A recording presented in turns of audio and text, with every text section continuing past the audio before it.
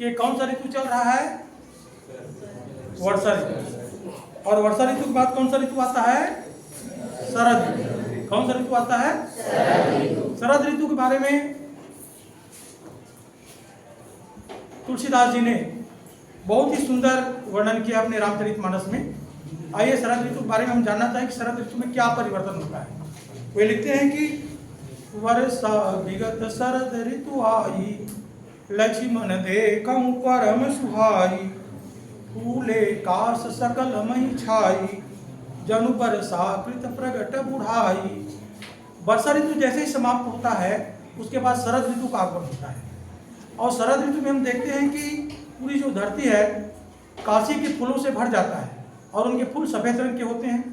उन फूलों को देख करके ऐसा लगता है कि मानो वर्षा ऋतु बुढ़ापा की ओर है, तभी शरद ऋतु का आगमन हो रहा है। उदित अगस्त पंथ जल सोसा, जिमिलो भई सोसई संतोषा। उदित अगस्त पंथ जल सोसा, आकाश में अगस्त नाम का एक तारा उदित होता है जो रास्ते के सारे जल को शोषित कर लेता है। वर्षा ऋतु में जो जल कहीं पर भरा रहता है, जैसे कीचड़ हो जाता है, तो उसको सोख लेता है, तो धरती क्या हो जाती है? बिल्कुल स्वच्छ हो जाती है। पंथ जल जीव लोभाई सोसई संतोषा, जिस प्रकार से लोभ को संतोष क्या करता है? अवशोषित कर लेता है, सोख लेता है, उसी प्रकार से शरद ऋतु वर्षा ऋतु के जल को क्या कर लेता है? सोख लेता है। समझ में आ गया?